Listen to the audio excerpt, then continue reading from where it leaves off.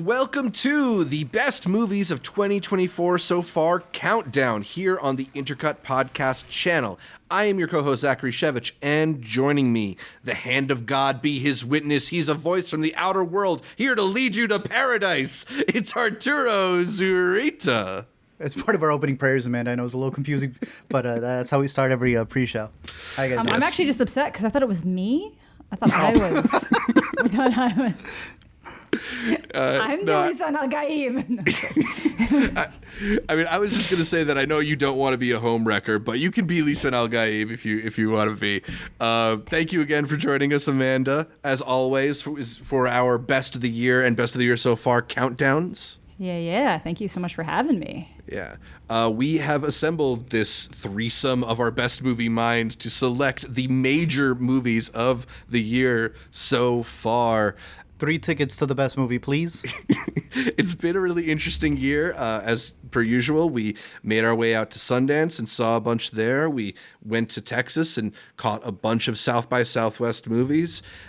Amanda did not make the trip to Cannes this year, but some of those Cannes movies have started to make their way to us, and there's been a whole bunch of stuff in between, some big blockbusters that will definitely make our list.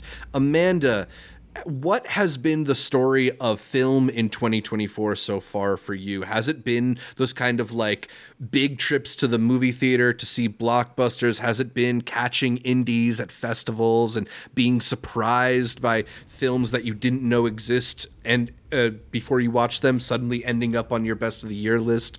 What has sort of like dominated your experience of going to the movies in 2024?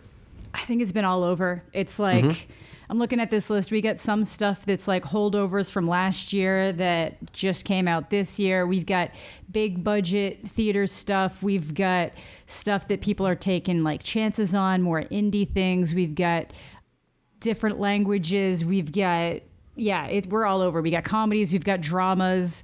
We've got probably maybe the first time an action movie, just kind of straight up action movie type thing. Not straight up, but an action movie's made my list. Yeah. We're just, it's a varied year. It's a good year for a lot of different types. It's a buffet. Yeah. Speaking, which is good because we will have a buffet on the list. So it's good. It's good. Definitely. Art, you normally make my life on these episodes a little bit difficult by including a couple ties in your top 10, but he said he wasn't. You have something different in mind for this year? Yeah, you just got 30 movies. You just got 30 movies. Please, 60. Double that up. I know Zach doesn't like when I double stuff up, so I've decided to not double up anything for my top 10 movies. And instead create 3 separate lists of top 10s in order to be able to truly flesh out the picks that people need out there. Son of a bitch. Look, we'll have our honorable mentions, but I do think there's a lot of 2023 movies that kind of got that push over here.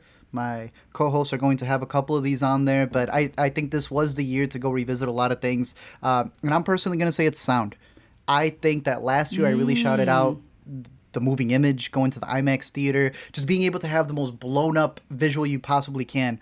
I think a lot of the ones in my top 10 and the ones that I'm going to mention here, the big push has been sound. I think you can't replicate that at home, even with the best screen. If it's too late at night, you can have the brightest room, but your neighbors can't be hearing that sound. You know, that's why you go to a theater where it's padded down, where they've got all these extra channels that you probably don't have at home. And I think a lot of the movies this year have really leveled up on that. I think that's a part in the post-production process that maybe gets rushed. I don't want to speak for every production. So with all this extra time that a lot of these movies have had in having the extra year or months because of the strikes or any other things, they've spent more time with the mixing. Like, you can listen to it on bad speakers and it'll sound good, but you go to a theater and they really stand out. But what I wanted to mention, as Zach was alluding to, was this kind of list that is movies from last year that would be in my top 10, but it's just another way to shout out a bunch of other ones. Society of the Snow was a fantastic movie. I know a lot of our intercuties like it. That came out on the 31st of December.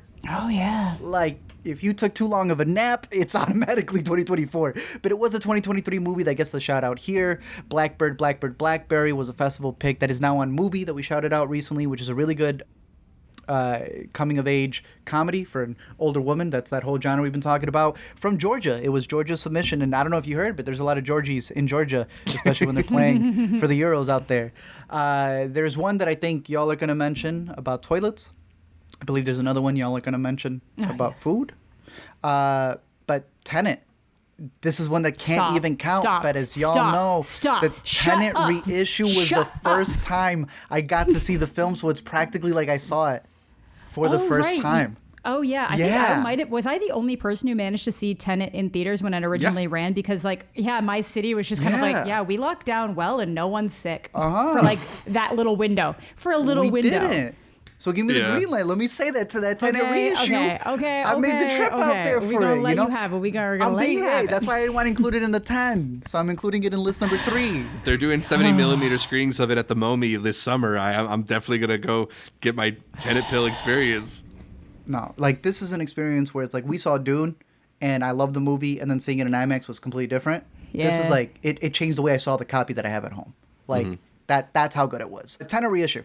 It has to be there as one of the best movie-going experiences, and especially the sound, because I remember this is when people started talking about dialogue being messy and it being overloud.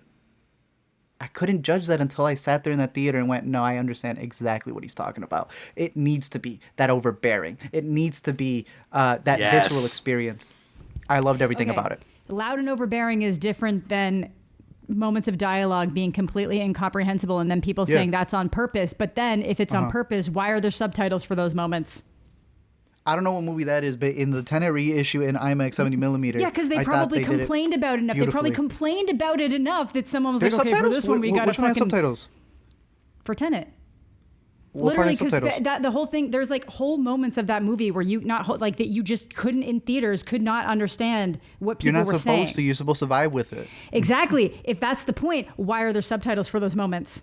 Those are the moments you are supposed to understand. The rest you don't need to. No. Because it's all of it. What moment has subtitles? All of it. Literally, like we're talking conversations. We're talking Robert Pattinson going deep, like actually just like deeply trying to explain some shit to Buddy, John David Washington. Yeah. Yeah. And it's in theaters, at least when it came out originally, incomprehensible. And I feel like it got enough complaints that if you watched it and you could understand what Robert Pattinson was saying for most of that movie, you had a very different experience than I did, because that was the excuse. Everyone's like, no, it's just vibes. Okay, if there's vibes, why is there subtitles for those moments? It's not just kind of incomprehensible dialogue as the subtitle. I don't remember subtitles in the version I saw in IMAX, so I think that was the Quebec version. Understood it. That was the Canadian version. No, I'm saying when you watch it at home, it has subtitles. If it wasn't supposed to have subtitles, it would say... I don't think there's subtitles at home. Fuck off. There's no subtitles. I don't remember a scene with subtitles. I saw an unsubtitled version with nothing but vibes. But you could probably understand people. You probably understand. I still don't understand the movie, even with subtitles on. That's also fair. I'm just saying. It would be a really good experience in IMAX, though. The experience to go see it was worth traveling, and it was awesome. I think it was worth it. Significantly more time spent talking about a 2020 movie than I expected on the Best Movies of 2024 podcast. Real. I'm sorry, that's actually my fault. No, it's fun. It's fun. But I agree. Tenet is a great experience, whatever year it is. How to Have Sex, Promised Land would have been my other two, and Problemista, because I haven't seen it again this year. I'm just going to include it right here. And Alina reminded me that I forgot to put Fantasmas, because I have not included anything on the best TV Jude of the year so far. On the I best haven't seen TV it list. yet, so I wish I could mention it somewhere on Intercut. I'll try to find a place for it. Fantasmas on Max at some point. Very cool. But yes, sound. Subs or no subs, the sound this year, I think probably 9 out of the 10 picks that I have are specifically geared towards the sound that I think you can only get in a cinema experience. Nice. All right. So in a little bit, we will actually talk about what movies did make those top 10s of the year so far. But first, 24? make sure you're of the year 2020. Did I say 2020? No, I just want to make sure. We switched over from 2023 to 2024. I just want to make sure. I mean, we can do whatever you want to. I got my 2014 list ready to go. You do have a 2014 list. All right, so we'll talk about the best movies of 2024 so far in just a moment. But make sure you're subscribed to the Intercut podcast, either on youtube.com/intercutpod or the audio podcast available on most podcatchers. Also, follow Intercut Pod on social media, whether it's Facebook, it's Twitter, it's Instagram, it's TikTok. We are at Intercut Pod. That's Intercut Pod. That's short for podcast. Also, you can support the show for as little as $3 a month right here on YouTube by clicking the join button to become a member. member or going to patreon.com/intercutpod and signing up to join the Intercuties. You get early access to episodes like these, the ability to help us decide on future episodes of the show, and an invitation to our monthly Intercutie video chats. Also, be sure to leave us a 5-star review on Apple Podcasts. If we get to 250 5-star reviews on Apple, Arturo will explain Bank of America's problematic overdraft fees to you. I need that so I can cover the overdraft fees from the bank. But as Zach said, shout out those watching on the chat, all the Intercutie patrons. Josh talking about Tenet and its sound design. We got Matthew talking about Civil War and that sound design. We'll be talking about that. And then Devesh talking about how he scored in a minute. So it's just really good stuff that you can catch only through the Intercutie patrons. Yeah, and if you become a member here on YouTube, you get access to all sorts of unique little banners and buttons and emojis and stuff. And there's a lot of fun benefits to signing up. $3 a month. You also help support the show, and you just like give me a nice little boost of dopamine in the middle of the week. So It's I like could those always vote use that. stickers, but like kind of above it, that badge, honestly, really, when you wear it. Because you're pushing the culture. There you go. All right, so let's start diving into the best movies of the year so far. Arturo, I had you kick off our top TV list. Amanda, would you like to do the honors for movies? Yeah, I think this is actually one that it made my list just now because you mentioned it earlier, so I'm going to go ahead and include it. I was kind of going back and forth between the Bikeriders or the Taste of Things, and I think I'm going to go with the Taste of Things. I feel like Bikeriders is really new, so it's kind of like on more people's radars. Whereas the Taste of Things, when I saw it, it was actually called Pot au Feu. It was a totally different title when I saw it at last year's con, and it was one of the last things I caught because I really just didn't think it was going to be good. And Cannes can be such a beautiful city that when the weather's nice, you're almost looking for excuses not to go see certain movies. You're like, did that get bad reviews? Did no one like that? Can I go to the beach? But this one just kept getting the good reviews, and I am so glad I made my way out to see it because it is just this kind of this beautifully contemplative movie, just with like a beautiful dynamic between the cast of characters that's mostly almost entirely happening with them cooking. But it's still just so nice. And I found that, like, I think a theme last year was sometimes the really simple movies with simple things ended up hitting the hardest and having the biggest impact in some ways. And this was one of them. I really enjoyed it. I saw this one late last year. I think the New York Film Festival, really loved it. Mentioned it on our best movies of the year list last year. Got the chance to rewatch it around Valentine's Day this year. And I just Great felt time of like year for it. really, really deeply in love with this movie. I got it all the way at number 2 on my best movies of the year so far. I love that. So do I. Yeah. On another list version. Oh, okay. But I His technically would have it 2023 at number list. 2, so we're on the same wavelength. Nice. I mean, So because you it's had it really number 2, good. I took it out. Yeah, there we go. We should host a podcast together. We kind of eve each other out that way. This is everything you mentioned, Amanda. It is just such a lovely, sumptuous movie that really has these incredible rhythms. I think a lot of times when we talk about like incredible cinematography or incredible camera work, we look to very splashy, dynamic, big budget movies, but there's just like an ease with which the camera moves and captures like somebody cutting some food or eases back over to the other side of the conversation or around the dinner table that just sort of lulls you into the rhythms of this movie. And I think the relationship between the care you put into a relationship and the care you put into a meal, evoking like the love you have for a person, it just feels so tactile and so real and so lived in. I really, really, really loved this movie. So good. The Taste There's of a Things. match cut from a pear. Whoa.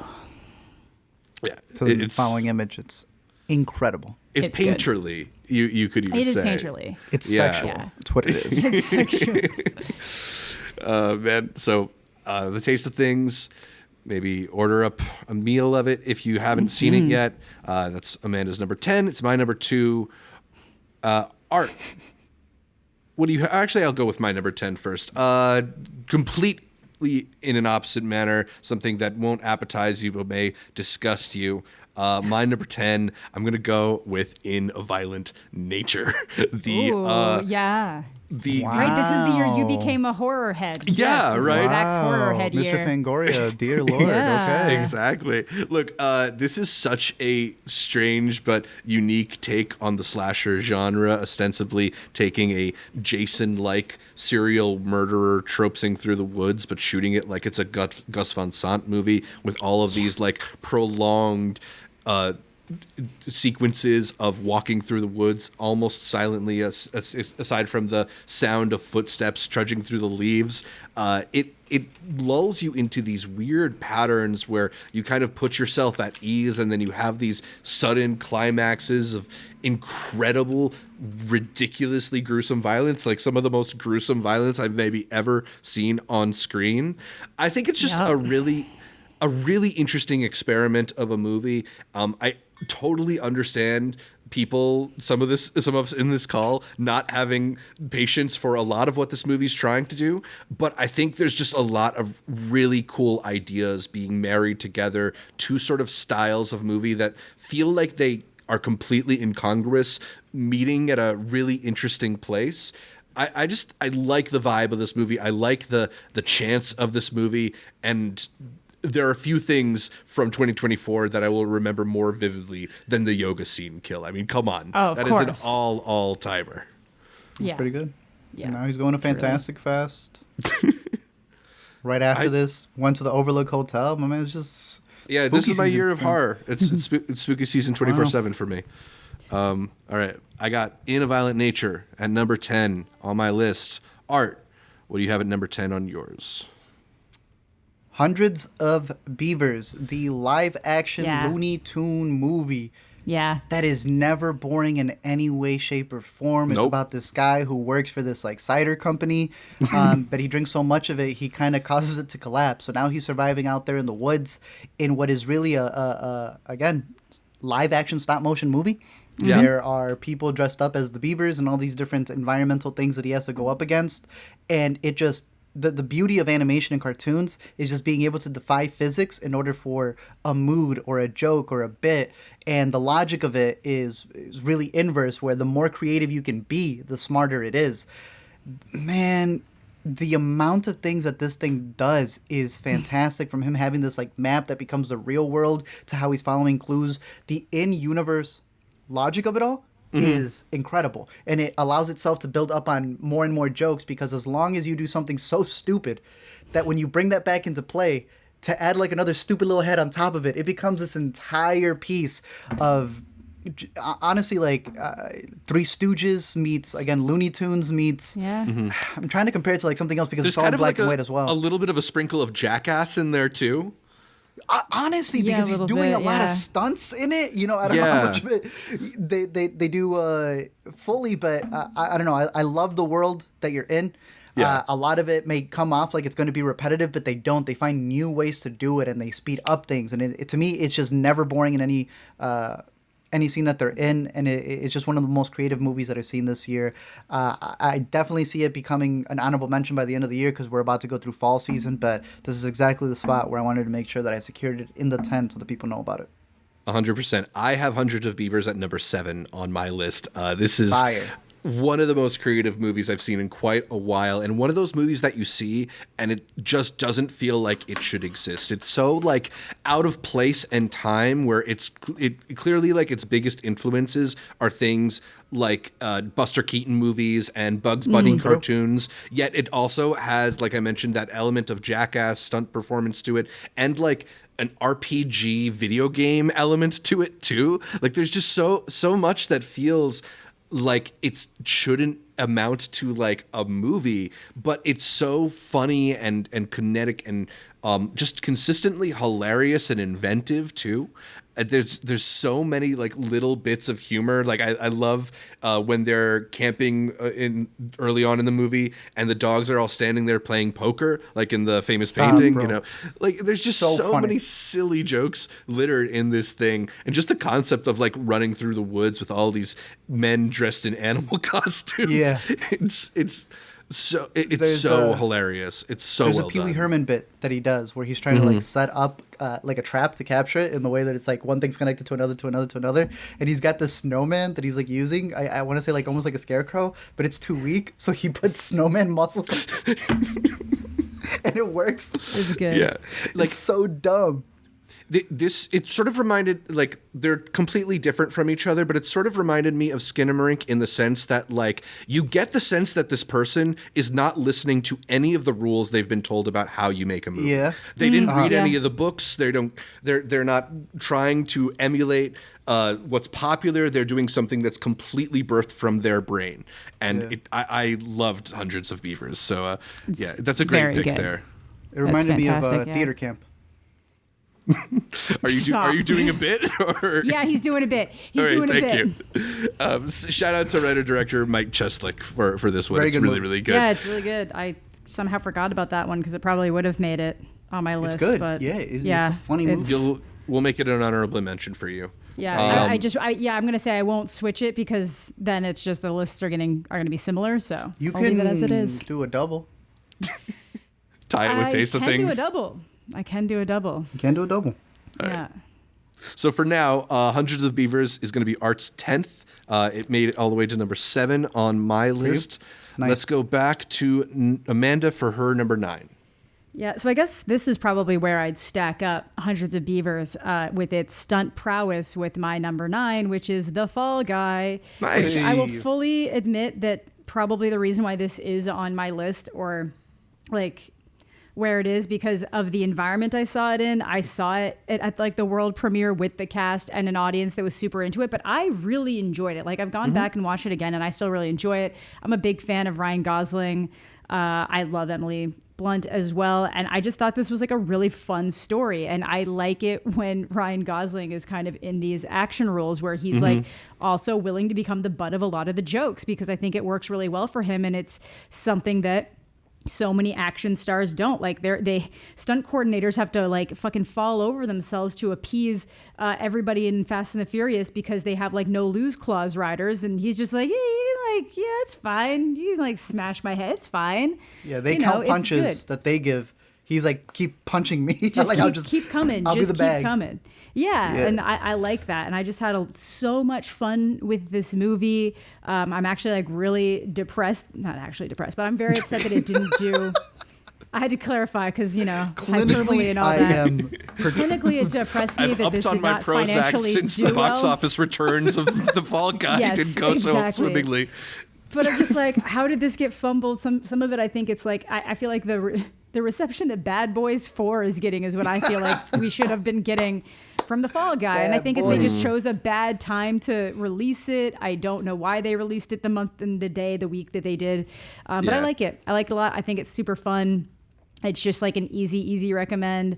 It's good. I like it a lot. Yeah, it is a shame that it didn't do as well as I think we all would hope for, since it is a lot of the things that we ask for in blockbuster movies, and it has this like showcasey role for one of our great actors in Ryan Gosling, who we just did our movie bracket on. I do wonder if for some people, like, they almost didn't understand the concept of it. Like, he's a stunt performer, but the movie, he's also involved in crimes. I don't know, but You think I it's don't too know. confusing? At least it's not as clean of like a one sentence sell as some other movies, right? Like That's Bad fair. Boys, it's the return of Will Smith and Martin Lawrence. What's right? IP? Like, you Yeah, can- yeah, for sure. exactly. Do you Yeah, think and streaming honestly, will help it? I think Because it's not streaming will yet, help it. right?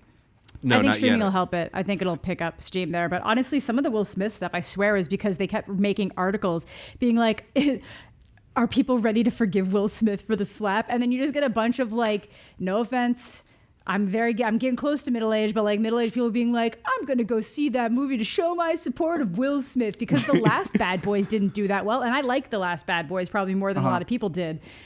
It didn't do was that better than the well. last It one. did It was better than the last okay. It is, but still, people weren't seeing it opening weekend because they knew it was better than the last one. It's because they somehow, the marketing, the time it came Right. it just worked really well in its he didn't favor. slap a dude in the last one. You're right. He didn't slap a bitch. And before every premiere, I need him to slap a comedian. Yeah, and then of course he was also like showing up at theaters and watching it with people. So I think that does a lot to me. That's the celebrity thing to do. Will Smith is kind of one of those last remaining like vestiges of like the Hollywood celebrity that people think of when they think of like a Tom Cruise that is still like doing kind of the same thing he was doing 10 years ago. Yeah. It's also trying to go for the more serious stuff. Yeah, it's also, like it or not, the slap increased his celebrity. I don't know if it increased his likability, but like Will Smith was definitely in some down years. And then honestly, the more she talks, the more people are like, "Damn, I feel bad for Will. Let's support the man." You know, it's a good character development. I feel bad for Will. What? So it's a good character development for Will. We got another shade of him as well. But it's also a Sony movie. So that being a Sony movie really pushed. I love how we're talking about Bad Boys and it's not even on any of our lists. The Bad Boys is a Sony movie, so maybe the production pushed it a lot more than what Universal did. Mm-hmm. That's fair. Yeah.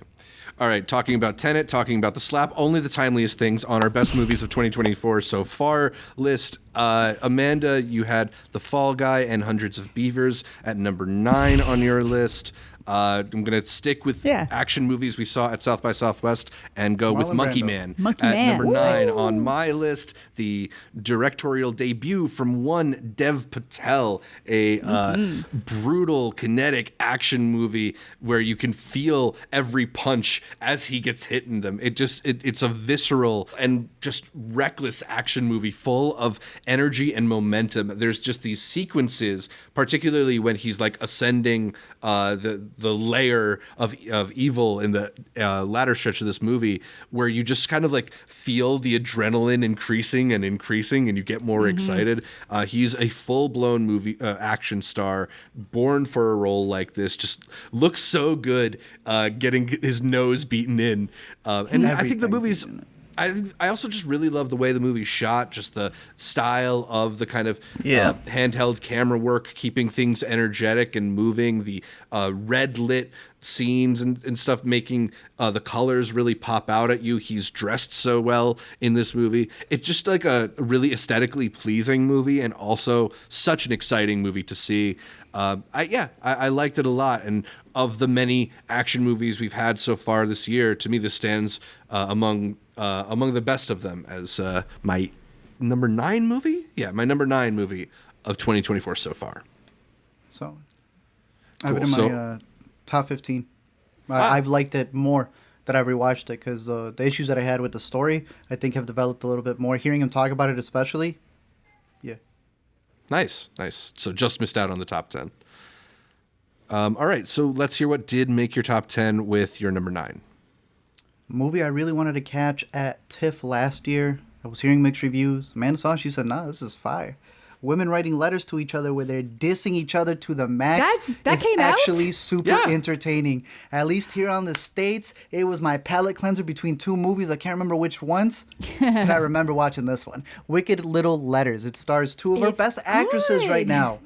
Where they are writing nasty letters to themselves, I guess you could say. Olivia Colman is a much older daughter living still with her parents who starts getting all of these nasty, wicked little letters written to her that she assumes are coming from Jessie Buckley's character, who is a single mom who just came in, opens her mouth, says all of these terrible things out in public because she has no filter. And she's like, yeah, her. She is de-establishing whatever we have going on here. And I believe she's writing these letters to me. Gets her in trouble. She goes to jail. And it becomes this whole thing of who is really writing the letters. Is it her for a specific reason? What else is Jessie Buckley hiding? The daughter character in this has become a star because she ended up becoming Abigail, killed it in Matilda as well. Yeah. So, right, that just is her. Everyone in this is hysterical. And I was going in there for the duo of Coleman and Buckley. Mm-hmm. Man, all of the women as a side actresses are hysterical. There's just one who's always eating and tooting. There's another one who, there's the lady cop who always has to present herself as the lady cop. Yeah. She was, what is it, lady constable, or like, what is it? You can just say constable.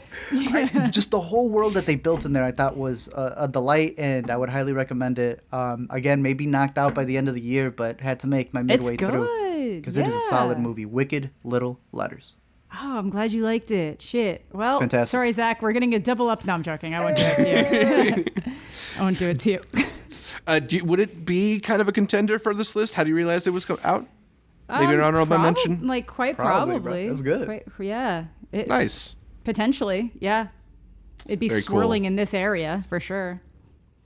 Very cool. Very cool. So Wicked Little Letters makes it into Art's top 10 at the number 9 slot. Let's go back to Amanda and find out what her number 8 is. My number 8, I think I'm going to go with Last Stop to Yuma County by Ooh. Jim Cummings.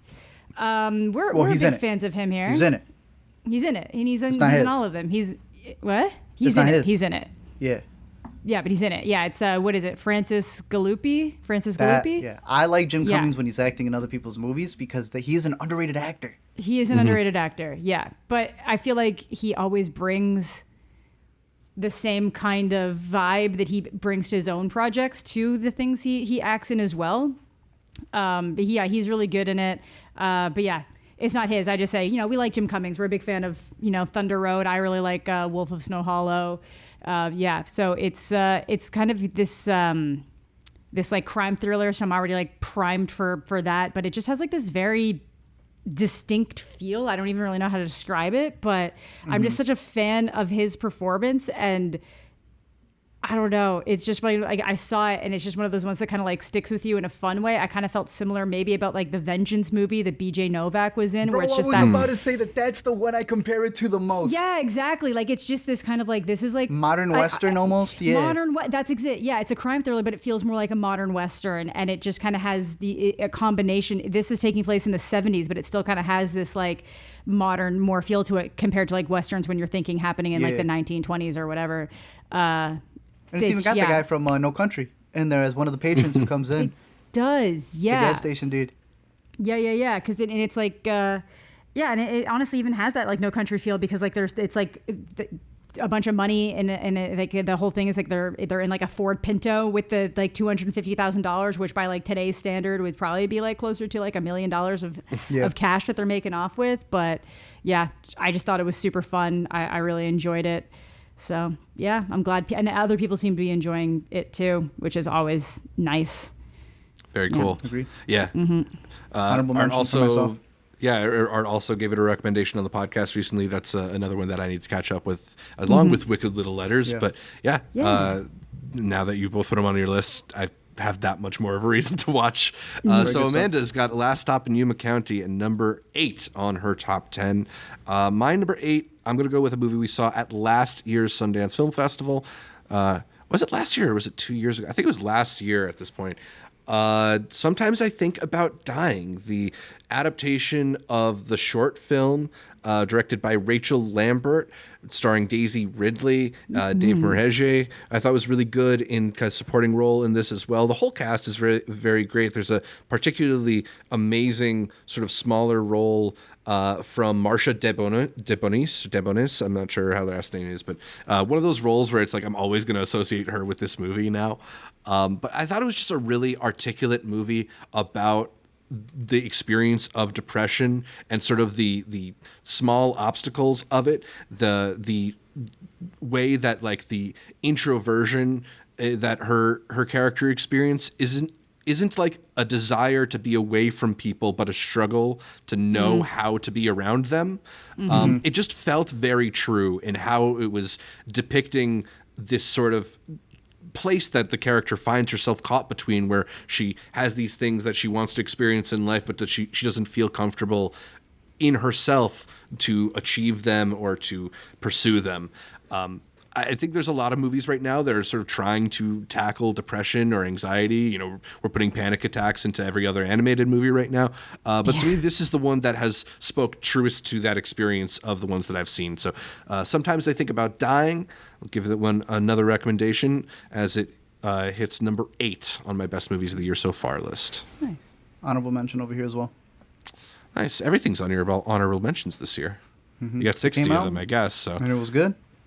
Deserves to be mentioned. All right. What actually did make your list at number 8?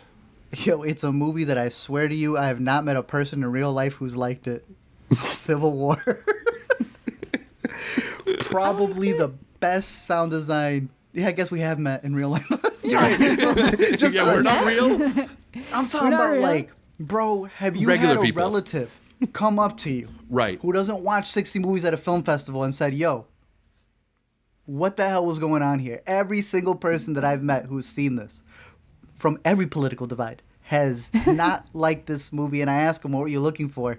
And I think that's, again, why I like the movie. The conversation that stems out of that, of what they wanted to see or where they wanted it to go and what they disliked about it. At its bare Yeah. minimum, I understand anyone who doesn't want to see that on a list. It's because A24 lies to you. And They in do. that lie that they have continued since, like, what's the one with the door? Troy Edward Schultz, complete and utter fabrication It of Comes at marketing. Night. Yeah, it comes Thank at you. night. I love that movie. They did a terrible job promoting that and lying Yeah. to people of what it was, right? Same Yep. thing here. People thought they were going to get a whole battle sequence. They were going to see the inner workings of what was happening. And it ended up being this journalism movie about, how do you spread the news? How is it that you report on something? How far are you willing to go? And where do those problems rise from issues in giving out the news? Because you have this ego from journalists. Because you have a country that is so divided that people just want to fight each other regardless of what it is. Nobody really wants to fix the problem. We're all eagerly anticipating that civil war, that even Yeah. when the movie doesn't give you the civil war you wanted to see on screen, you end up upset. But there's so much in this that I thought stood out. Alex Garland is one of my favorite directors, so I knew what I was getting into. I knew when I know when A24 is lying to me, but this had some of the best sound design. And I see people say there's no action in this movie. You're lying. Okay. Yeah. That that's a last lie. 30 minutes is absurd. It is so loud. It is 100%. It I know is people loud. say it's not political. It is thoroughly a political movie. It just didn't politically do what you wanted it to. And to me, it has become an incredible Rorschach of a film that has really stood the test of time since it came out a whopping 2 months ago. It is A24's highest grossing film for a reason. And I look, Is it? one day, I believe so. It's their most expensive, and I think it made the most money. Really? So it beat Hereditary? Yeah. I think almost Everything positive, I Everywhere think. All at Once had the record. Oh, that one. That's the but one. It beat Everything Everywhere All at Once. I think so. I'm seeing it like 5 million behind, but it's probably still in theaters, so it could I'll go watch maybe it get there. places. and make sure it passes it this weekend. My God. But Civil War, I did think if you go into the movie knowing what it is, I think Yeah. you're going to enjoy it a lot more than whatever baggage or whatever idea you may think from the marketing it is, because I do think it stands out. And, with it being an election year, I know that was part of the play that A24 was doing, but I think in due time, like all of Alex Garland's work, I think it will age well. Oh, yeah. Civil War. I agree. I agree. I feel like a lot of people don't view the art of provocation as an art. Yeah. But Not when they're being provoked.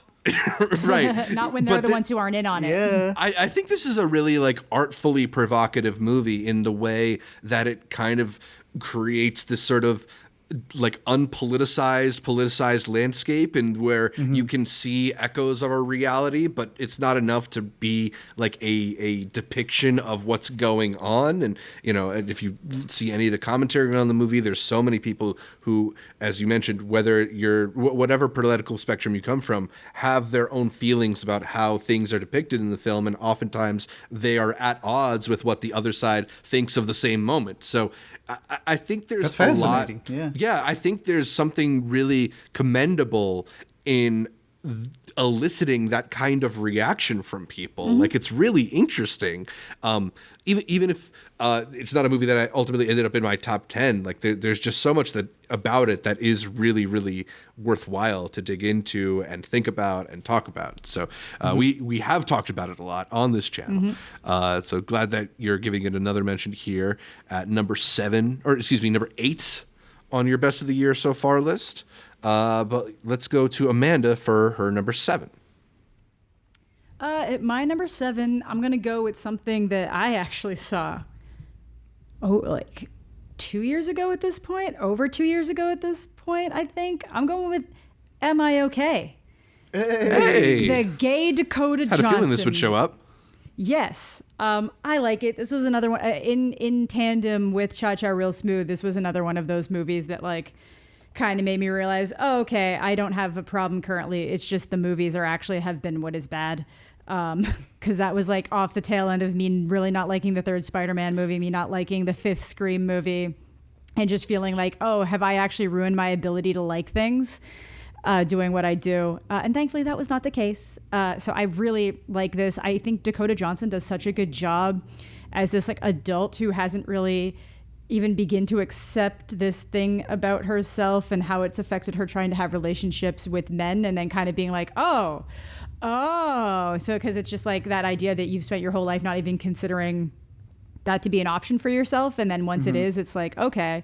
And I really liked it, but and then how ultimately it really is kind of more like a friendship codependency movie about how she's like really over relying on this friend who has more confidence, who seemingly has more of her life put together, and what happens when that's like no longer a thing that she can rely on, and how she has to kind of like move out there and kind of do things in her own right. I really liked it. I like it a lot, and I'm glad that like they finally decided to release it. I don't know why they didn't release it at the same time that Madam Web was in theaters, which is my joint number 7 pick for this list. Yeah,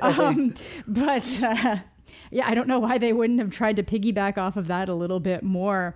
I guess they decided to wait for Pride Month, and I actually think that was the wrong call. Yeah. They should have put it. They should have put it wrong. Yeah, put that out at the same time that everyone's freaking out about Madam Web. But maybe they were hoping for kind of like a viral moment that never really happened. Max says Happy Pride and it's her crying. Like, like that's how dumb they are behind the scenes. They didn't even think that way to connect. Yeah. No, that's what I mean. And that was my first thought, especially when I found out that they were putting it out. And I'm like, why not now? It's digital. They just have to flip a button. It's like a switch and it goes live. Like, yep. That's how they did Snyder Cut. I would also have it as an honorable mention. I rewatched it recently, not too long ago. I mentioned on the podcast, and Zach said he hated it. I don't hate it. I just don't think it's that good. He said he was done Zach with Dakota. Zach is just a classic homophobe. I've always known this about Zach. I feel, It's true. It's very true. Yeah, I've always known that. He gets really mad at Caitlin for liking Phoebe Bridgers. Like Caitlin's like, Zach, this Phoebe Bridgers album, and Zach's like, put it the fuck away. Chapel Roan, fuck out of here. He didn't want to record all June, and I'm like, why? When I found out. But then he was like, hey, no, you're right. I recommended Chapel on this podcast like 2 months ago. Hell yeah. I was a little bit before that huge hype wave on Chapel. I'll give myself credit for that. Nah. November, he's baby. He's saying it's because she went mainstream, but in reality. Yeah, but then he found out that she was like used to be bi, and now she's like, you know what? No, that was I a lot thought of she was just a quirky straight girl. But yeah, exactly. all right, so Am I Okay and Chapel Roan, number 7 on Amanda's Best of 2024. And Madam Web. And Madam Web. Daddy-O is actually out in theaters here in New York at least this weekend. You can make it a Dakota Johnson triple if you really want pretty good. to. That's pretty good. Yeah. Not top 10? No. Okay. Not as good as Madam Web. No, actually, unironically, I would rather watch Madam Web, and I like Daddy-O. All right, so number 7, Am I Okay / kind of Madam Web. Number 7 on Amanda's list. I already said my number 7, Hundreds of Beavers. So let's go back to Arturo for his number 7 pick. The freshest one, I want to say, on my list. The Bikeriders. We'll see how this comes towards the end, but I absolutely love this movie. I thought it was a complete vibe. I think it's obviously very inspired by Goodfellas. Nowhere near that. Don't get it twisted. But it's this idea of just kind of looking at this culture of bike riders that were all based off that photography book that has a lot of iconic images. And I love how they invert a lot of the images because in particular, what's his name? Jeff Nichols, who I think is a fantastic director. And it's been interesting, like, looking back at his movies. He's a very American director. Like, this Americana side of things that isn't derivative of... there will be obviously derivative things here and there, but it's like, what does America's history really have? And I think what he showcases in Mud, what he showcases in Take Shelter, and what he especially showcases here is people just trying to find their own way. And in here, it's all of the people who are outsiders, who couldn't join the military, who weren't welcomed at home, coming together to find a community. But then how, building a community of outsiders ends up kind of being the worst thing possible as well. And what can become a nice little racing club and into a bike club can become a club and clans of other sorts as well. I think all the performances in here are great. I think there is some of the best accent work I have seen in a long time. Shout out Emery Cohen. Shout out Michael Shannon. And then there's Tom Hardy doing what Tom Hardy does. I'm a big fan of it. Even if I don't know. It's great. I think it's fantastic. Yeah. This It's is very my weird, bike club. but I bike love club. this man. Yeah. Well, it's funny. It's funny because like Tom Hardy's whole reputation is kind of like, oh, are you just sort of doing an impression of Marlon Brando? And then in this movie, he's literally doing an impression of Marlon Brando. Yeah. Thank you. Yeah. There's like a character building moment to that, and you know, this man always comes out and he never tells you what it's gonna be. Like even to the directors, they don't find out until the first day on set, because that's what you're gonna have to deal with if you want Tom Hardy. Shout out Jodie Comer. I think it's an incredible performance. I think she was I know you were a little fantastic in it. skeptical going in. Me too. It is a little goofy. Well, we're gonna have a whole separate video Yeah. talking about that. Okay. It is an incredible performance, but it's like a weird hat on a really good performer. Yeah. It is. Yeah. It is a little wonky at times, but she's that good that I'll just be like, sure, whatever. It's like Yeah. seeing something that doesn't belong in the movie because it's not period accurate. But I'm like, it doesn't matter. The rest of the world is still, you know, it's building it very well, and she is incredible in the film because she really is the conduit to figuring out who these guys were as the dude was interviewing her and figuring out more about this biker gang. And it really is. I think we're gonna have a couple of love triangles. It is a love triangle movie of what Austin Butler's character has to be to either his partner, his wife, and to his partner, his, you know, kind of captain, his boss, who wants him to kind of take over the club. Austin, I didn't even mention him. He is fantastic in the movie. He takes the Yeah. Tom Hardy role where he's doing a bunch of grunts and it's very quiet. But I do think Tom Hardy is probably one of my favorite supporting performances so far of this year. And I Nice. again, the sound in this movie, I didn't even see it in Adobe, but that thing, you watch this in theaters and it makes you go, you know, I never really understood bikes. And I kind of see it now. Man, I've been scoping out bikes everywhere I go. If they move Sundance to Atlanta, I might have to pull up in a Harley. I hope they don't. But yeah, man. I'm Yeah, going Bikeriders. We haven't had a chance to talk about Bikeriders yet, and I was coming into today expecting to have to like try to convince you a little bit on this movie. So I'm glad to hear you responded You to said it you so hated positively. I didn't hate it. I think there's some elements of it that feel a little bit lacking in inertia and in like specificity in the plot. But I think the way that it really sort of chronicles the fall of America post Vietnam and the way that like the rise of all of pretty good. this drug culture ruined so many Yeah. communities. I think it's really fascinating stuff. I think it's really interestingly told. Like just like I think there's like a surface level of the movie that if you're not like digging into all the context of it, that could be a little bit boring. But if you add all of that historical context, all of that character stuff, all of the other interesting thematic elements, there's just so much to dig into with this movie. And yeah, like it's Goodfellas on bikes. It's Bike Fellas, but I think it's a really fascinating movie, and I love Jeff Nichols, so I'm glad that you included this here. All right, so Bikeriders, fan. number 7 on Art's list. Let's go back to Amanda for her number 6. My number 6, it's honestly shocking that it's this low down, honestly. My full video is coming out on it today. I'm going with I Saw the TV Glow at number All right. 6, which, again, feels a little low. But no, we all kind of had a similar experience with this, with we liked it when we first saw it. And then the more we thought about it, we liked it more and more and more. And then every time we've seen it, we liked it more and more and more because I guess similar to how you were saying, I don't even remember what movie it was about anymore. Things that you thought weren't as good on the first watch, the more you see it, the more you're like, oh, that's intentional. Just kind of like what happens if you pull my string now. I say that sentence. So yeah, exactly. But it's but my it's true. catchphrase. Yeah, no, but it's good because in this specifically, it's like there's like these things that you feel are missing or are absent from the story, but then you realize it's because Owen is absent from so much of the story and is not real and can't engage with things as fully. So it is supposed to feel like this like hollow existence. So that is actually like a part of the story. So I'm just a huge fan of it. I think it's great. I think it's the kind of story that is going to speak very specifically to people who have gone through identity issues, gender identity issues, any kind of like queer identity issues. But then I think that the beauty of it is that it can speak to a wider audience too, of anyone who feels like pieces of their life are passing them by, or that they're burying authentic pieces of themselves for whatever reason, and just feeling, ultimately by the end, just feeling like an inconvenience or a burden for being who you are. And it's beautifully tragic and hits me very hard. So again, I'm very surprised it's the kind of this low down, but it's very good. I love it a lot. Yeah, I mean, it does strike me as one of those movies that when we look back 5 or however many years from now and we see certain movies ranked above it or whatever, it might be like, really? Like, what were we thinking at the time? Really, we did that? Yeah. Yeah. No, I totally agree with that. I didn't put it in my top 10 from Sundance, and part of that was to Homophobic. spread the love a little bit.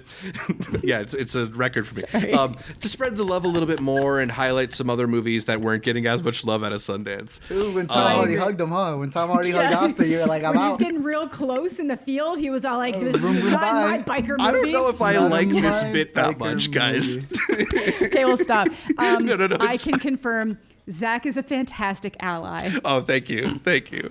I'll save my slurs for when we're off camera. But anyway, I saw the TV Glow up at number 5 on my list. You're absolutely right. This is just a really, really haunting and affecting movie. Completely singular work. Like James Schoenbrunn is really emerging as a filmmaker that is unlike many others in the way that they're able to incorporate these sort of what feel like nostalgic retro elements of pulling from pieces of media and how media affects us as people. Yes. But the way that the movie talks about sort of self-actualization and the struggle to realize that, particularly when you aren't surrounded by love and don't have the support that you need to become your truest self.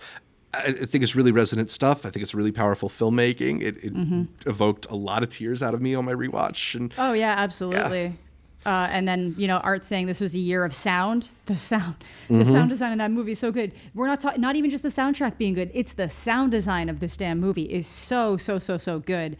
It is really just a movie that's firing on all cylinders with a confident filmmaker who knows what they're doing, even knows what they're doing enough to like pull back at the end to make it a little bit more will they, won't they, versus giving a solid answer as to what's going to happen to this person. It hits hard as someone who's dealt with not the same thing, but just similar things. And absolutely. Art, make your list or only an honorable mention? What's on my list? Top 3. Ooh. Yeah, all right. like honestly, I put it at 6, and I'm already like mad at myself, and I'm looking at my list now, and I'm like, I don't know why. Well, the Madam Web recut. I know that's smack. I know. Yeah. All right. So the un-ADR'd version of Madam Web is in my top 3. But. All right. So Amanda puts I Saw the TV Glow at number 6. I had it at number 5. My number 6 is a movie that I anticipate will be higher on Art's list, so I'll just mention Hitman. And for your what? Sorry, that's your number 6. Yeah, it's my number 6. Hitman. Oh, well, there you go. Talk about it, boys. Let's go. Let's do it. All right. So Hitman, the latest from Richard Linklater, co-written by Glenn Powell, starring Glenn Powell as a series of fake hitmen conceived in order to entrap potential criminals, I guess, who are trying to hire him to commit murders. A really, really fun, fascinating movie that, in concert with I Saw the TV Glow, feels a lot about like self-actualization and seeing the type of person that you want to be reflected back at you through media, and then trying to, create yourself in that image. Glenn Powell is just he gets a showcase here to show off his charisma and many talents. All the impressions are really fun, and I think carry you through the first half of that movie. But it's in the back half where the movie just really, really takes off and becomes a very fun, tense sort of like, will he or won't he be able to pull this off rom-com. I think it's so much fun. Art, what stood out to you about Hitman? It's funny. It's sexy, and it's thrilling. Everything you need in a film. These are actual, real, stars. I think they've at least for Glenn, has become an A-list star, officially through and through. No, I think it's just a blast. Like, this is the movie out of all of the list that, maybe you don't want something funny, or you don't want something sad, you don't want something a little too depressive. I think this elicits all the emotions that you want when watching a film, and it's going to age gracefully like a lot of Richard Linklater's hangout movies Oh do. yeah, Definitely. Yeah, super fun. All right, so Art and I both have Hitman at number 6. Art's list so far is Hitman at 6, Bikeriders at 7, Civil War at 8, Wicked Little Leathers at 9, and Hundreds of Beavers at 10. Amanda's going the other direction is Taste of Things at 10, Fall Guy and Hundreds of Beavers at 9, Last Stop in Yuma County at 8, Am I Okay at 7, I Saw the TV Glow at 6. I forgot about Madam Web, my bad. And number 10 on my list, I got In a Violent Nature. At 9, I got Monkey Man. At 8, I have Sometimes I Think About Dying. At 7, I've got Hundreds of Beavers. And at 6, I've got Hitman. Let's go back to Amanda and start our top 5s. We are going with, I've got the shirt and everything. We're going with Love Lies Bleeding in my number 5 spot. Again, I agree with Zach that down the line, I do think that, I Saw the TV Glow is going to I think that it's a weird way to word it. I think if we're going to go back and look at some of the best of the decade, I Saw the TV Glow would probably make a best of the decade list before I would put Love Lies Bleeding on it. But I showed up for that movie 3 hours in advance. I had a great time. I was like a meter away from Kristen Stewart. I like the movie a lot. I have a lot of fun with it.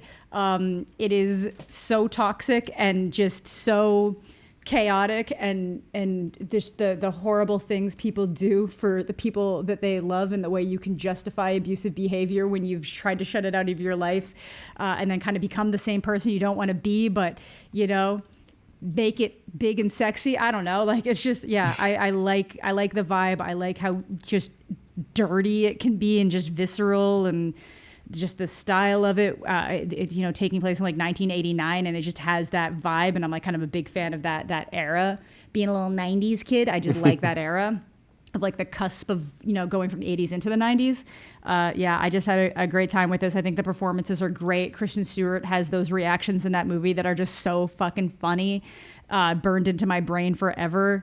And that I just really like that at the end of the day, it's kind of just about this person who's trying and failing to quit smoking. Is that when you're watching this whole process, that's kind of what it ends up being. And it's almost trying and failing to be a better person compared to what you were brought up in.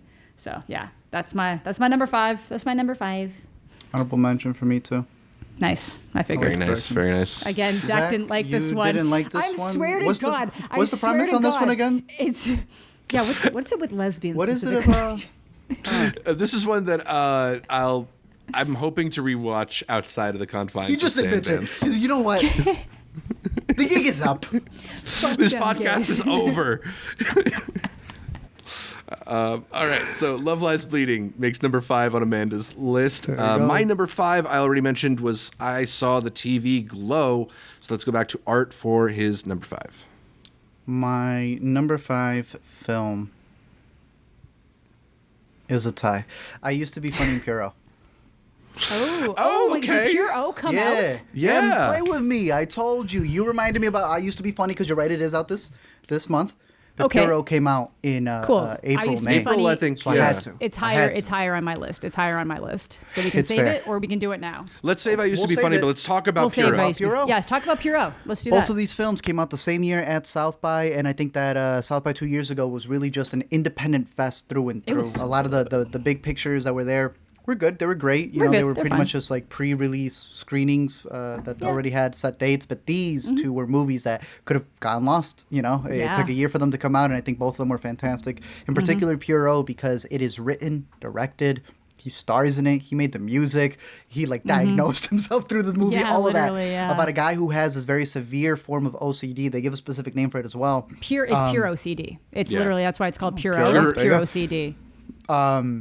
And again, kind of a little bit opposite to it, obviously, because of the content matter. But for TV shows, when you were talking about the Netflix one, where he gets taunted, he gets stalked. The way Oh, that Baby that- Reindeer, yeah. Baby the Reindeer. way that's Okay. able to get into his anxiety, Yes. visually. Yes. This is able to do the exact same thing. Yeah. Especially when you have some really awkward conversations where you're really leaving it all out there just on how you shoot it and what actors you get to confront each other about this, scenario and what they're going through. You see him deal with it not just at home with his partner, but some of the best scenes are when he's going through the therapy of it. And some movies that came out of South by this year, we've also been referring to as like a therapy the movie to a degree. It's almost like a visual glossary of the things that you've heard about but you haven't really seen. So once you see it, you understand it. And as long as you can put a picture to it, you can work through it. And I think this movie in particular really covers that. And I think it's just a really solid movie that it also showcases this man as a singer. I know a lot of movies, they'll say this guy's a really good artist, but then don't want to show you what they're drawing. This goes all into it, and I think that's what makes it feel very realized. And you see how much of the director himself was put into this film. I think it's a solid independent film, and one that's worth seeking out. Puro. Definitely. I had great. both I Used to Be Funny and Puro in my honorable mentions, but with Puro, I think it's a good compliment to one of my earlier picks, Sometimes I Think About Dying, in that they are both movies that are very effective at communicating various mental ailments that are not always the most cinematic, right? Because they happen in your head, right? Like you can always put a cast on a broken leg, but how do you depict a brain going through these types of issues? And when they do, it's the voices, which I like. Yeah. But it's different, and you're taking it to another level. This is like more grounded to it. Both of the movies are good picks. Definitely. But yeah, you talked about some of the therapy scenes. There's some like exposure therapy scenes in this film that I think are just some of the most like impactful explorations of like confronting what's in your mind that I've ever seen. I felt it. At getting across what it's like to be tortured by your own brain. Few films have really ascended to this level. So yeah, Puro, that's a great pick here. Glad that you made room for it in your top 10. So let's hear Amanda's pick at number 4. My number 4 is one I've talked about a lot already, but it was just taking so long to come out in North America. But I had to put it here because this was another one of those like, give a damn, make me feel really happy to be alive, makes me reevaluate my life and the way that I live it and the things that make me unsatisfied with the way I live my life. Perfect Days. Yeah.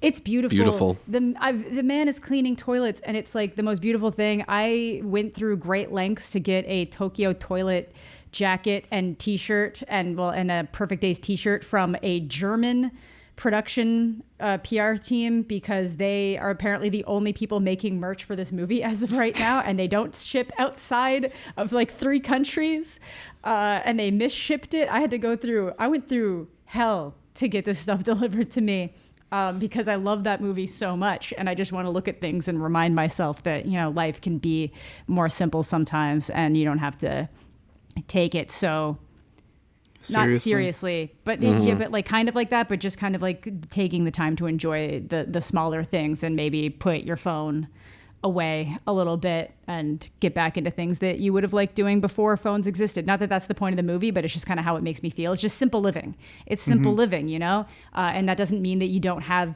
stresses in life as you're following this person's day in life and how happy he is. You do see the things that you get the glimpses into where his life might not be where he wants it to be, and some of the stresses that he's had with family and different things like that. But just the idea that like life doesn't have to be so complicated all the time to be fulfilling.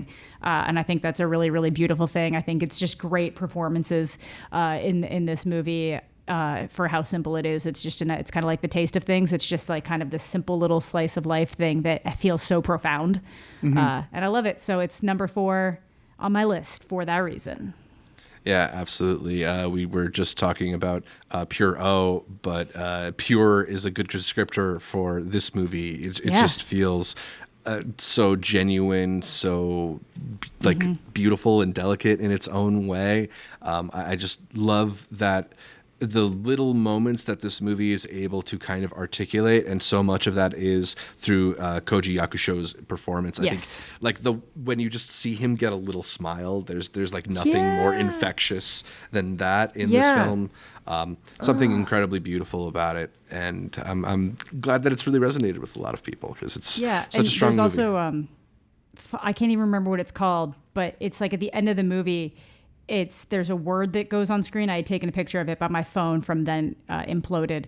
But it's like the word that, like, when he's taking the pictures through the trees, and how you'll never get an identical moment. Like every time the wind goes through the trees, it's like the light. It's like the word for the light that shines through in those moments. And I just thought that was like that hit in such a way. It's so good. It's like so many little things about this movie for how simple it is so like profound. Deeply well thought out and profound. And just like, just him taking out his little camera and taking a picture of that on his lunch breaks, because it's just such a simple, beautiful thing that makes him happy. I like it a lot. It's very good. I had this as an honorable alongside another one that I'll mention here because I think they kind of go well together. I saw them compared a little bit. Evil Does Not Exist. Another one about living a simple life. Yeah, that's on my honorable. Yeah, it's on my honorable. I watch both if you have not. They're both pretty good. Yes. Slow paced, but worth it. Yeah, absolutely. For sure. All right, so Perfect Days, Amanda's pick at number 4 for best movies of the year so far. I have Furiosa, a Mad Max Saga, at number 4 on my list. Art, are you still a little bit higher waiting for that one? All right, so we'll wait a little bit longer on Furiosa, but you can tell me what you do have at number 4 on your list. One that I'm probably going to have to wait a little bit because it's Challengers.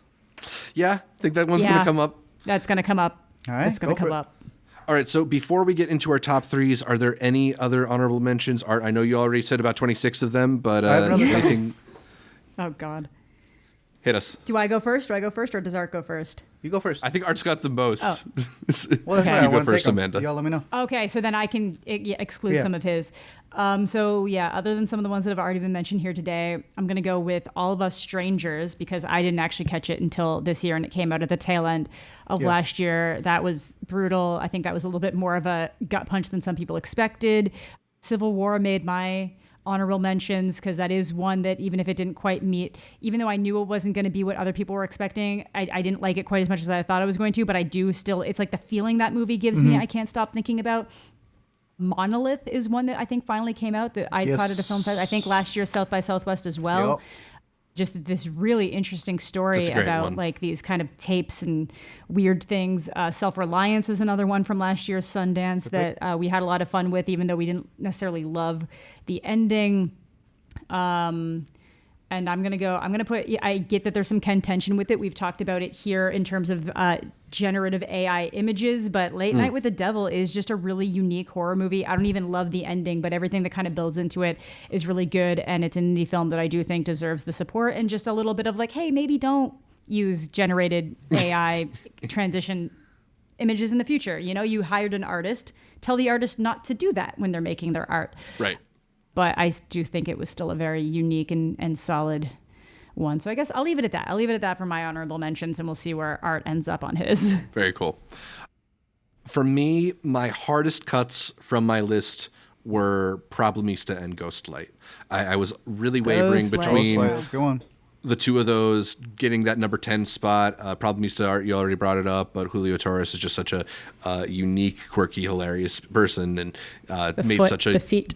Yeah, just the little walk. I always think about like the labyrinth of immigration that he created in that movie. Oh yeah, just like an incredible metaphor there. And then Ghostlight, which is one of the most profound examinations of grief that I feel like I've seen in quite some time. Absolutely wrecked the audience that we saw it with at Sundance. Just a really emotional, beautifully told film about, accepting loss. I really, really liked that one. So both of those could have been in my top 10, but just missed out. Art mentioned How to Have Sex briefly. That's another one that I had in my honorable mentions. Really effective movie, and I love that the backdrop of taking place in this sort of like party culture feels very modern and real. We just talked about I Used to Be Funny a little bit, and Pierrot, which were both on my honorable mentions. Self-Reliance I thought was hilarious with Jake Johnson on Hulu. Orion in the Dark, a really delightful kids movie on Netflix, written by Charlie Kaufman of all people. But I think there's just some really interesting elements to how they structure the story generationally, and some really beautiful moments, particularly towards the end. Babes, which we saw at Ooh. South by Southwest. Yeah. I don't know why this movie didn't get like a push at all from Neon. It feels like it could have been like a hilarious Bridesmaids-esque Mother's Day hit, and instead they Is it just feel not what they're used to marketing, so they don't know like, how to market it? maybe it's They know how that, to but release it. it was They barely just in couldn't even put it in theaters. theaters. Like, it was Yeah. bad.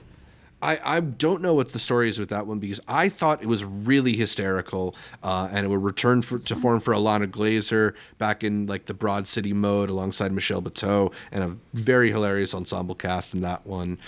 Quick shout to Janet Planet, which is like a really quiet, patient movie, but I really appreciated the story it's telling about this 11-year-old girl and her single mother, and the way that they sort of radiate each other's orbit, but don't have enough space for each other. And I don't know, it speaks to a particular experience that I don't feel like I've seen in film a lot.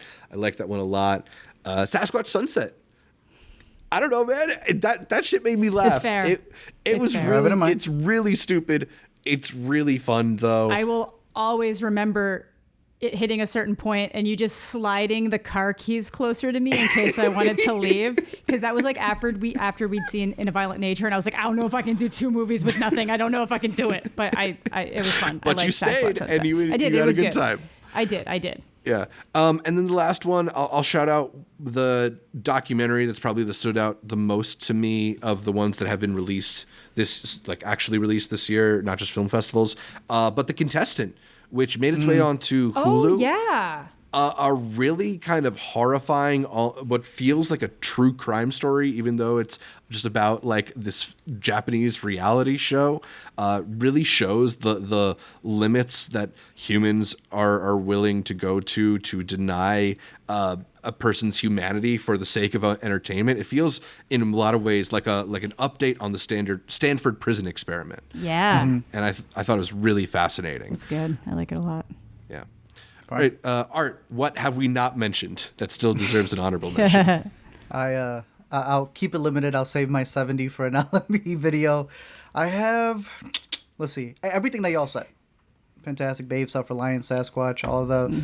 I know you didn't like Memory, but I thought the performances in Memory and the way that it plays off that awkwardness is some really fascinating stuff from a director who isn't afraid to shy away, Michel Franco, from really tense situations, especially when they're familiar situations. This is a story of Jessica Chastain's character who bumps into a man who she remembers from school. Can't remember what exactly. Yeah.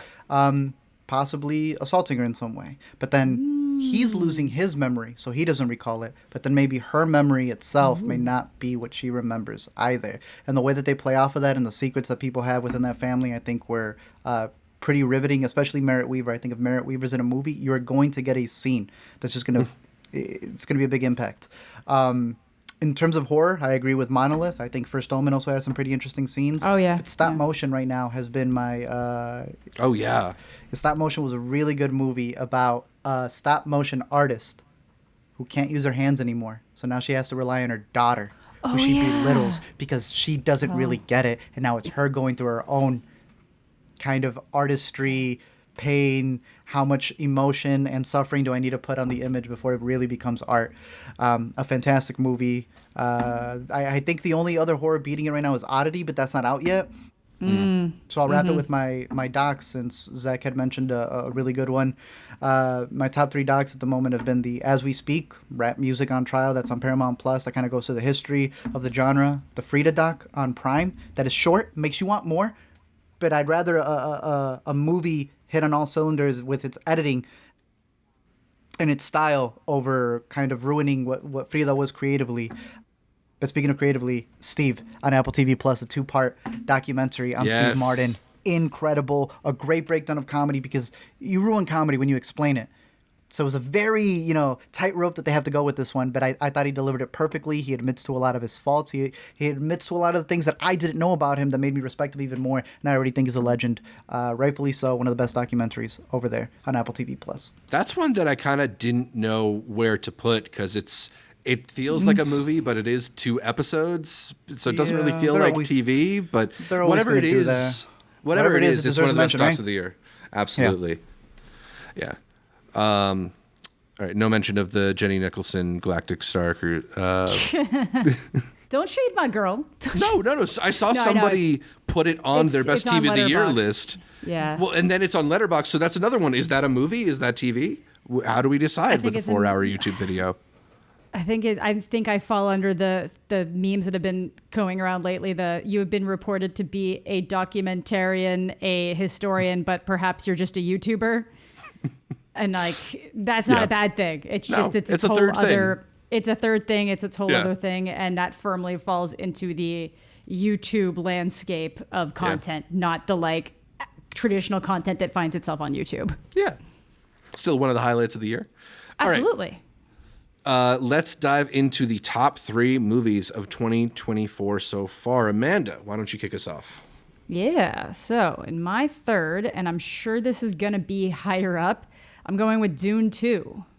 Nice. I So think I'm we're pretty going to sure talk that's going about to be that. like Art's number 1 or something. So we'll wait. Yeah, because it is also my number 3, Dune Part 2. Okay, cool. So we'll then- wait for the number 1 though. Yeah. Art, what do you have at number 3? I think Amanda had it in her number 6. You had it at your number 5. I think you had it on here. Yeah, I saw so TV Glow. TV Glow. There we Yeah. go. Oh, At number 3, easy one of the movies that stood out the most. The one that I Absolutely. rewatched twice at Sundance because of the sound. Yes. Catching it at the Yeah. Mark Theater, the Ray Theater, it just really adds to the experience of it. And it's one where, from its ratios, the way it's shot, its sound design really puts you into the headspace of the main character. And yeah, I think this is one where I know that it doesn't answer too many things, but that's usually what allows a movie 10 years, 20 years to be able to live on. People are That's able to exactly add their it. own stuff to it. So I saw TV Glow at number 3. Very cool. Very cool. So I saw the TV Glow on all of our lists. Top 6 at least on all of our lists. and it Let's go should back. be lower. It should be higher on mine. So Yeah. like we'll just ignore that. Top that 5 at happens. least, we'll say. Yes. Yeah. Tough up. Amanda, what's your number 2? My number 2 is I Used to Be Funny. I think, by the end of last Let's year, go. I felt like that was kind of like in a 1 and 2 battle with Bottoms, but it hadn't come out yet. This one hit so hard for what it is. So it's really basically this, Rachel Sennett's character is a stand-up comedian who is babysitting someone, and then something happens that there's like a fallout with her and the family she's babysitting for, and we don't know what it is, but that kid ends up going missing, and we're still not sure if it's like, is this seriously missing? Is this like teen girl just kind of like going through a rebellious stage, leaving home missing? But why it's very difficult for Rachel's character to even engage with it, but feels like she needs to do something because whatever happened is also a catalyst moment that has kind of prevented her from doing the stand-up comedy. And that's where the whole like I used to be funny thing came from. It's like this thing happened and now I don't feel like this thing that makes me me is something I can do anymore. But you say all that and it sounds dark, but it's also still such a funny movie.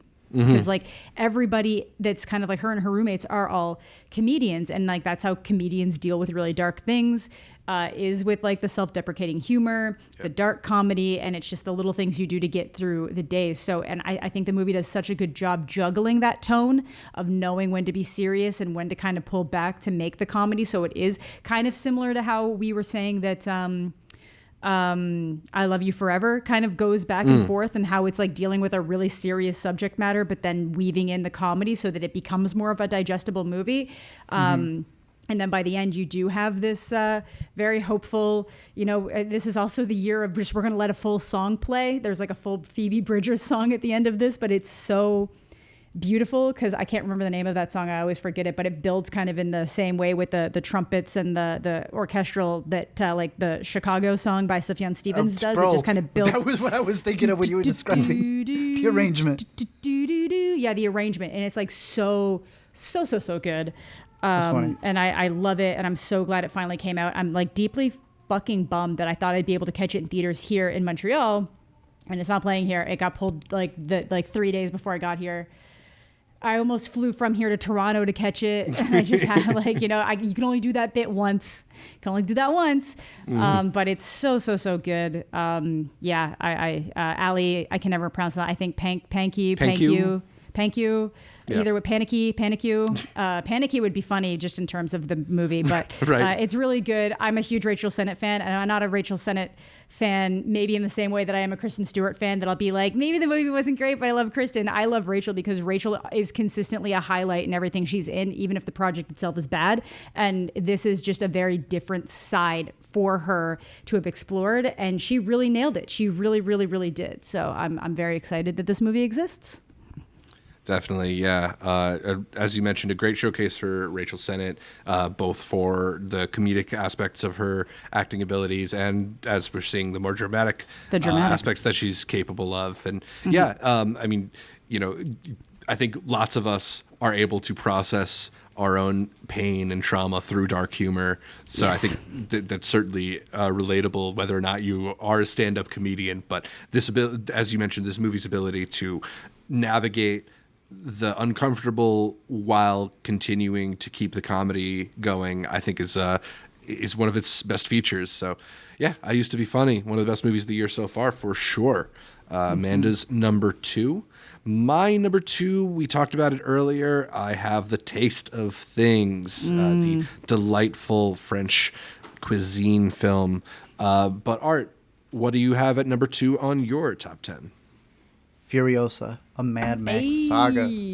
Incredible. Oh, you're in the sand epics for your finale. It's just nothing but I'm like the opposite of Anakin right now. I'm just living in it. I love the sand. Yeah, it delivered on all cylinders. I thought that this was an incredible visual experience. I think the story is as strong as all the other ones have been, and it made me go back to watch all the Mad Max movies. If you've never seen the second one, Road Warrior, it stands up. And I think this is a really good addition. I think watching this back to back with Fury Road is incredible because it just elevates the story in Fury Road, because they created this in order to even make Fury Road. Like, this was just pre-production for that movie that everybody loves. So I've been very weird to see people who love Mad Max going, why do we need this? Because that's what gave you Mad Max, bro. Like, what are you talking about? Like, if we're getting spin-offs and sidequels and all these different things, this is the epitome of how it should be done. Furiosa. Absolutely. Out on VOD already. Yeah. A little crazy. I definitely wish that this movie got a little bit of better reception in theaters, but I received it very positively. I had it at number 4 on my best movies of the year so far. It is so amazing and kinetic and energizing. I think there may not be a filmmaker on this planet better at constructing an action sequence than George Miller. The way that one thing will lead into the other. I think there's a particularly cool dynamic in these movies where you see, as these people sort of struggle for the upper hand on their high-speed highway chases and fights, that they'll make moves to try and assert themselves that will then leave an opening that somebody else exploits. And there's just kind of like a cause and effect chain of events happening throughout these sequences that makes the actual action so palpable. Like, so many action movies, you struggle to know, okay, where are we? Where is this person in relation to all the people they're fighting? What room are we even in? And that's never a question in these movies, because he has such a great sense of place and also an ability to stage these sequences against his locations that is unrivaled. So I don't know, man. There's bits that you can pull out of this movie that go up against any action movie of the past decade for sure. It's really exciting stuff. Anya Taylor-Joy is amazing in it. Chris Hemsworth is incredible in it. I feel like every 2 years now we get a new Chris Hemsworth performance, and it's like, this is the best he's ever been, but this is probably the best he's ever been. I liked it a lot. My number 4, Art's number 2. Amanda doesn't give a shit about Mad Max. I haven't seen it yet. I was going to do a whole thing. I haven't had a chance. Yeah, it'll be a good video whenever we get it. Exactly. Yeah. All right, so we've arrived at our number 1s. Wait, did I skip Amanda's 2? Oh, no, it was I Used to Be Funny. I just forgot to write it down. We've arrived at our number 1 movies of the year so far. Amanda, talk to me about Challengers. Yeah, it would be really funny if it wasn't Challengers, but it's Challengers. Again, this is that's one my number 1 maybe, too. like maybe this will work its way down as I rewatch some of these ones. But like I saw Challengers. It's like the first time I saw it in theaters, my theater had the aspect ratio wrong. They were playing it where like part of the top and part of the bottom were cut. And I was like, what an interesting cinematography choice here. Okay. Is it trying to frame it like a tennis court? Like, what are we doing? No, it was just displaying wrong. Because I really caught on because at the end, some kid went up to people like, I think you're displaying this in blah, blah, blah, blah, blah, and not this, just as a heads up for the projectionist. And I was like, buddy, why didn't you go tell him that when it was still playing? Because I just thought, I was like, I haven't watched a trailer for this movie. Maybe that's just the way that it looks. But it is and even with that, it's a great movie. You know, I went and saw it in theaters a couple times. Everything about this movie is good. I don't know if it's true, but it makes sense that Justin, Kuritzkis or something like that who's the writer. He said that it's like a tennis anime, and that's what it feels like. It's like a tennis anime minus the inner monologue. It feels a lot like those sport animes, and literally the way that the music kicks in when people start getting upper hands in like conversational dialogue.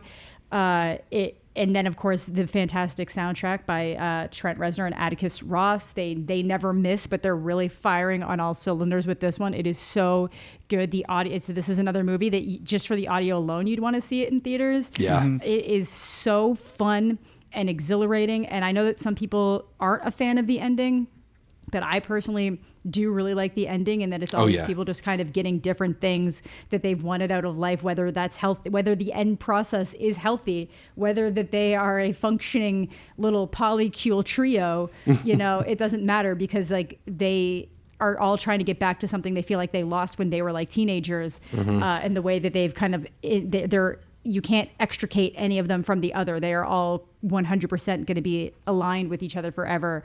We have great performances. I don't know why the Lucky Mata guy, his name is totally... Josh O'Connor. Yeah, Josh O'Connor. He's so good. He's fantastic. Yeah. He's so charming. And it's just his little smile. He's such a nice, like in interviews and stuff, I'm like, you're so nice, but you pull off being this asshole so well. Like Zendaya's having a fantastic year with all great. that. Like Mike Feist is just like... he's with the Bikeriders too. He's having a good year. This is, I don't know, everybody in this is just so good. And it's really interesting to see how they adapted it from that screenplay that you can read online. It's really good. I got super invested in this. There's just so many little things to the filmmaking, the things they want to make sure you notice, the things you can know are coming, but are still like so satisfying to watch. Like you're just waiting for that tennis ball to end up in the racket hole. You're just waiting. And it's just a matter of how long it's going to take him to do it, because he's debating whether or not he's even going to do it. It's just a good movie. It's just a good movie. Yeah, this is a movie that just like grabs you with the first needle drop of that Ross Reznor score, and it just doesn't let up. Like you're just rocking to the 120 beats per minute for the duration of this film. It is such a fun ride. It articulates things about desire and the things that we can't articulate but feel so well that in a way that I don't think a lot of modern American movies are even interested in. And it's just making it so ripe for story and drama. The way that it just throws all these characters together and creates a world in which they are both not right for each other and perfectly suited for each other, and they can only be the best versions of each other with each other. I loved this movie so much. It's so many of the things that I ask for in dramas made for adults. It's just such a good time. It's such a fun movie with so many things to appreciate about it, whether it is, as you mentioned, the acting or how it's shot or the score of it all. It is such a pleasure in every frame. For me, it was an easy choice for my favorite movie of the year so far. Art, you also had it on your list just a little further down at number 4. Top 3. What you like Or about 4, right. What'd you like about Challengers that we haven't talked about already in our various videos on the channel? Oh no, bro. I mean, I feel like we all made an individual video for it. That's how you know that it's a standout. My only question would be is what is Josh O'Connor, lead or supporting? I have him as a lead. I think they're all co-leads. To All right, me, it's gonna be an in my interesting mind, if they all awards. have moments where they're the only person on screen, he's also the only one who has conversations with other people. Right. Like almost entirely, like literally, other than the one moment where Good point. he talks to where he has to sign that girl's thing. So when he turns back around, they're gone. When Art, that's like the only time Art talks to someone else. There's other people that interact with them, but do they ever return the conversation? Yeah. So like Josh is the only one who has dialogue with other people for the most part. There might be a couple of other moments, but that's pretty much it. I feel like there's kind of two halves of the movie. There's the Josh O'Connor half, and then there's the Mike Feist and Zendaya half, and they kind of merge and cross over in various parts. But to me, Josh is definitely a lead, and then I'd probably have Zendaya as a lead and Mike Feist as supporting. But I don't know. It's all nebulous, and I'd accept it all. Whatever they are, they're some of the best performance of the year. Yeah, I think it comes down to a little bit what Luca Guadagnino, the director, said himself, in that this is a triangle movie in the purest form. That people get wrong with love triangle movies or any kind of triangle is that all sides need to touch.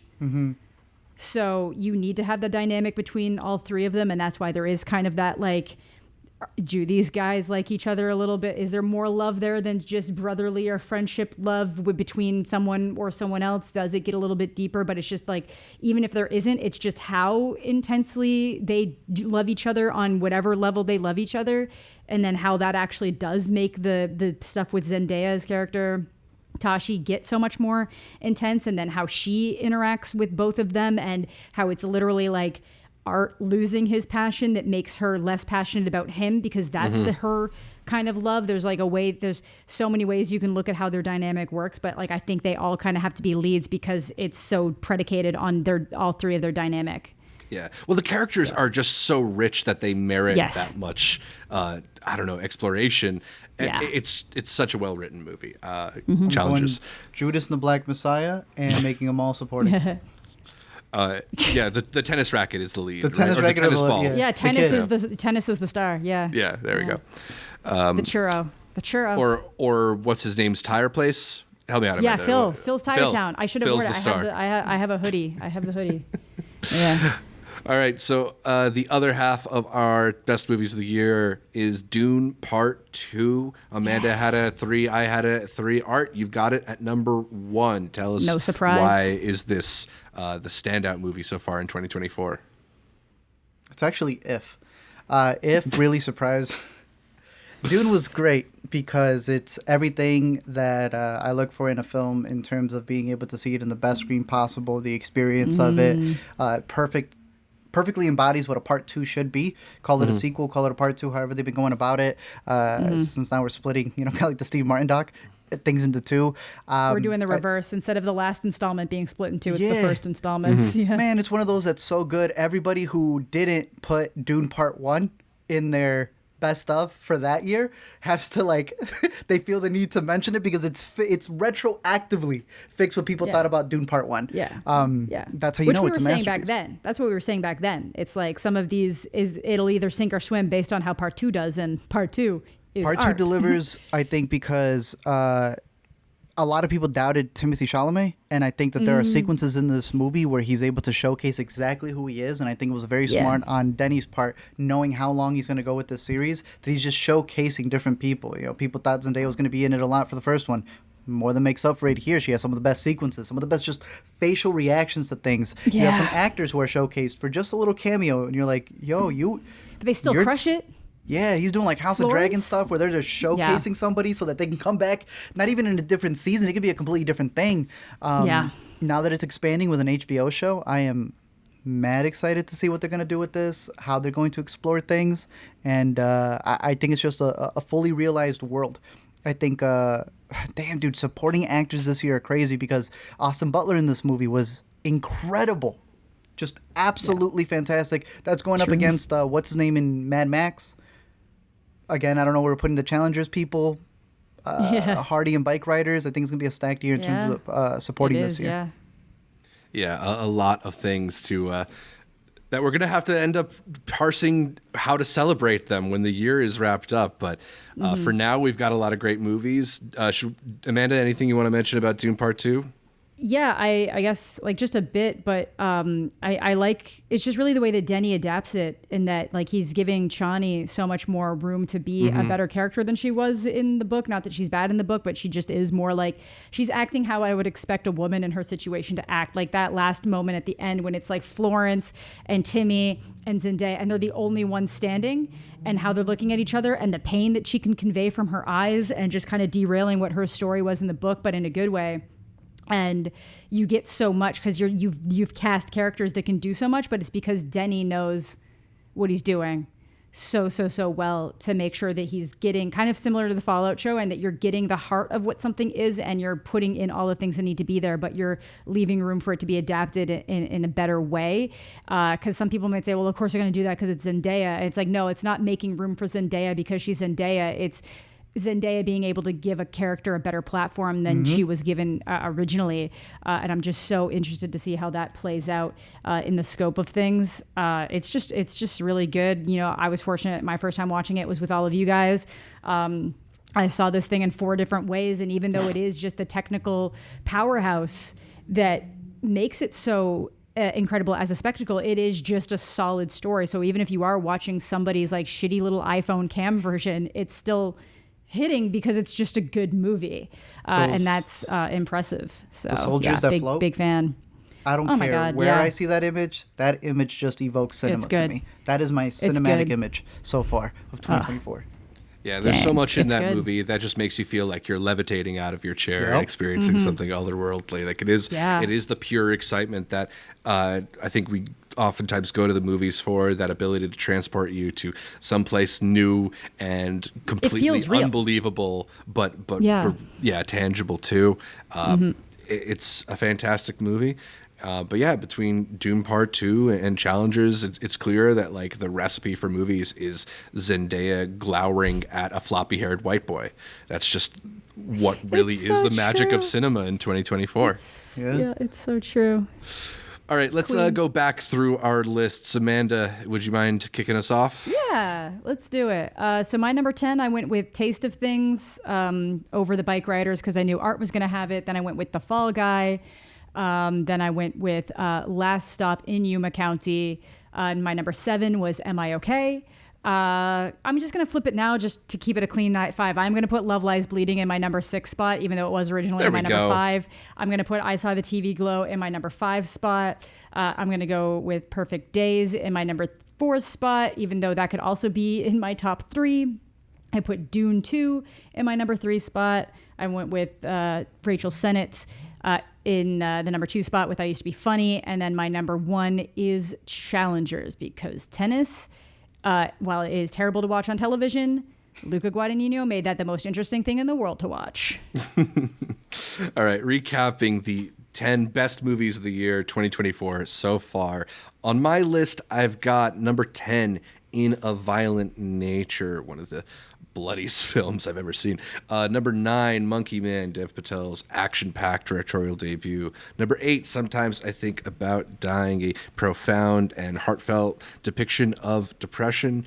Number 7, the kinetic and hilarious Looney Tunes come to real life, Hundreds of Beavers. At number 6, I've got Richard Linklater and Glenn Powell's smooth-talking, hilarious movie Hitman. At number 5, the harrowing, hallowing experience of I Saw the TV Glow from Jane Schoenbrunn. Number 4, George Miller's incredible action epic Furiosa, a Mad Max Saga. And number 3, Denis Villeneuve's incredible action epic Dune Part 2. At number 2, the most sensuous movie of the year, The Taste of Things. And at number 1, a downright sensual pleasure of competing interests and interesting characters, I got Challengers taking the top spot.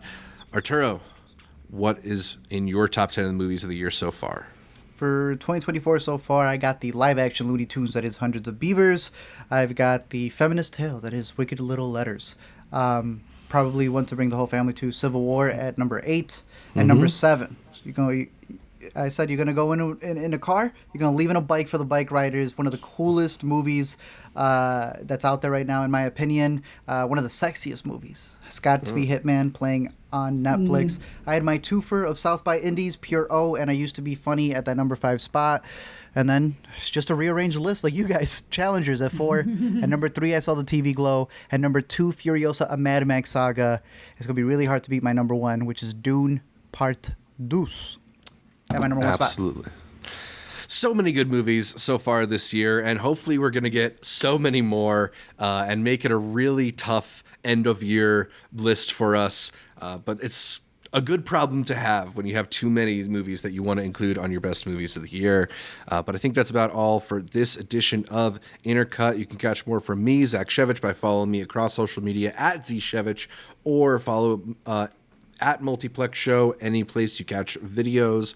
Amanda, thanks again for joining us from Montreal. I know you're on the go right now, but where can people find more from you? You can find me all over the place: YouTube, Instagram, Twitter, Letterboxd, at Amanda the Jedi. Very, very cool. Arturo, where can people find more from you? You can find me at LME Movies on Twitter, YouTube, Letterboxd, all that good stuff for every week here on the Intercut Podcast.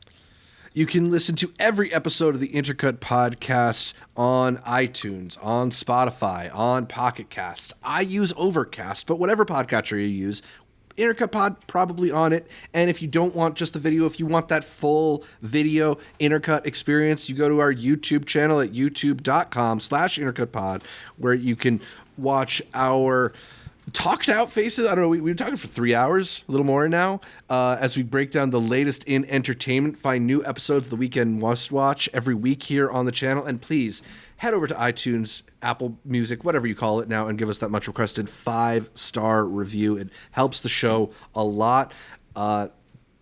Check out Facebook, Instagram, Twitter, TikTok, any of those pages at Intercut Pod to keep up with us throughout the week. So we post to those pages. You can also support the show by joining up and becoming a member on YouTube, or going to patreon.com/intercutpod and supporting our page for as little as $3 a month. There's also a link in the description to join our Discord and stay in the conversation all week. It's a great place to keep up with the latest from Art, from Amanda, from me, from all the people that we feature here on Intercut. Thanks again for tuning in, and until next time, do you have it in you to make it epic?